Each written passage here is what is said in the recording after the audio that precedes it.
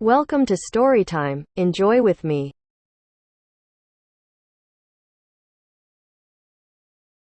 Dangerous Journey by Alwyn Cox.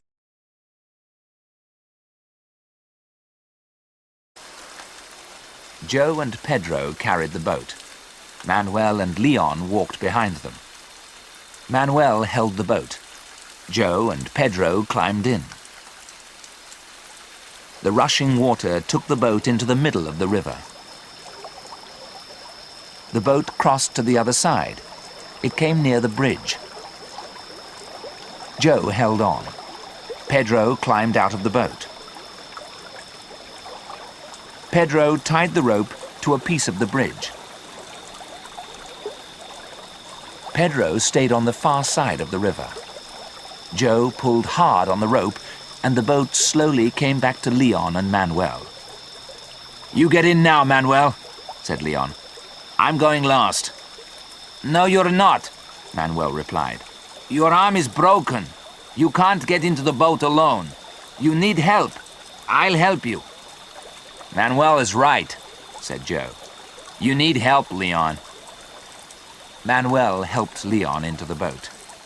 He sat down in the boat, and Joe pulled hard on the rope. Trouble came suddenly. Joe and Leon were in the middle of the river.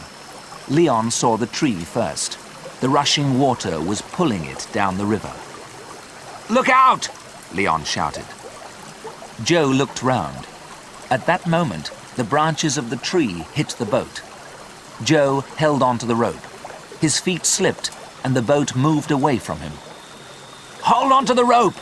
Leon shouted. But Joe did not listen. He let go of the rope and swam towards the rubber boat. Joe was a good swimmer, and he soon reached the boat. He held it tightly and kicked his legs hard in the water. The boat moved away from the tree. "Good!" Joe shouted to Leon. "The boat's free!" "Leave the boat!" shouted Leon. "Save yourself!" Joe did not listen. He held the boat and kicked his legs. A few moments later, Joe heard a loud noise. "What's that?" he asked Leon. "It's a waterfall," replied Leon.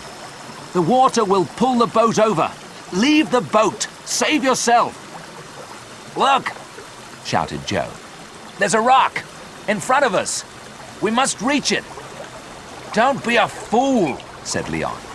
"Save yourself! You can't save me!" The water rushed round the boat. It was pulling them towards the waterfall. Joe kicked his legs harder. The boat moved quickly towards the rock. "Get ready!" shouted Joe.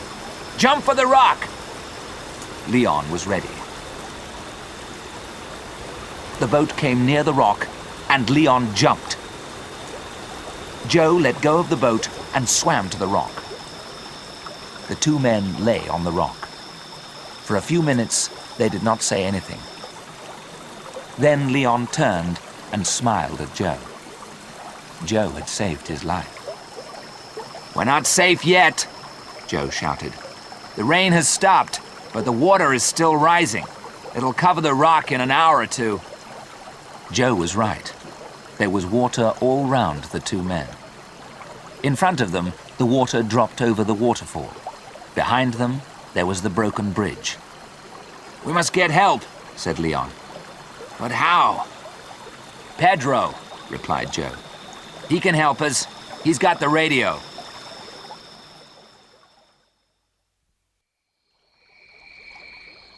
Pedro was waiting on the far side of the river. He watched Joe and Leon. They climbed onto the rock. They were safe. "They won't be safe for long," thought Pedro. "I must call base and get help." Pedro climbed up the hill behind him. He walked quickly for half an hour. At the top of the hill, he climbed onto a high rock. He took the radio off his back and pulled out the aerial. Pedro spoke into the radio. "PX-75 calling base. PX-75 calling base." He waited and listened. PX-75 calling base. PX-75 calling base. There was no reply. PX-75 calling base. PX-75 calling base. Philip was sitting at the control desk. He was listening to the radio. PX-75 was Leon's number. Philip turned the dials of the radio. The voice became clearer. "Hello, PX-75, said Philip. "This is base. What's your message? Over." "Hello, base. PX-75 here. Pedro speaking. Can you hear me?" "Loud and clear, Pedro. What's your message? Over."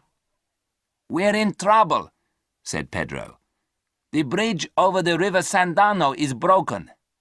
Joe and Leon are on a rock in the middle of the river. They are above the waterfall. Can you send help? Over." "River Sandano, near bridge, above waterfall. Okay, Pedro. Help is coming. Over." Pedro climbed down the hill to the broken bridge. Manuel was waiting on the other side of the river. Pedro shouted and Manuel waved. Both men looked down the river.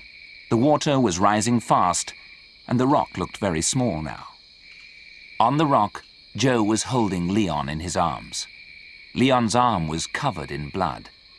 His eyes were closed, and he did not move. Then Joe heard the noise. A helicopter. It was high above the broken bridge. "A helicopter!"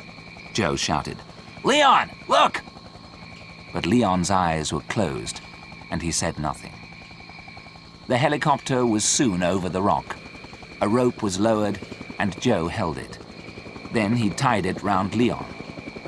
Joe held Leon with one hand, and he held the rope with the other. Slowly, the two men were lifted in the air.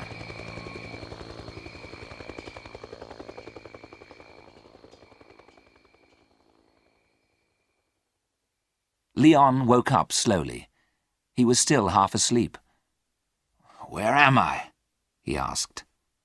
Then he remembered the rock and the helicopter and Joe. "Joe!" he shouted out. "Where's Joe?"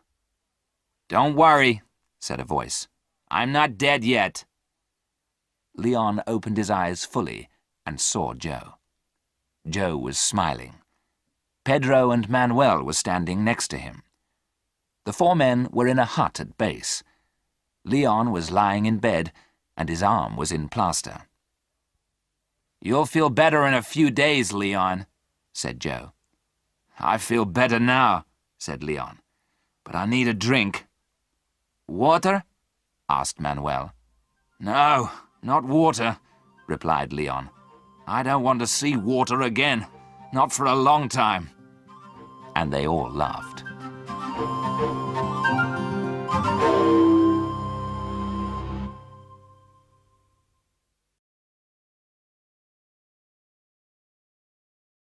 The end.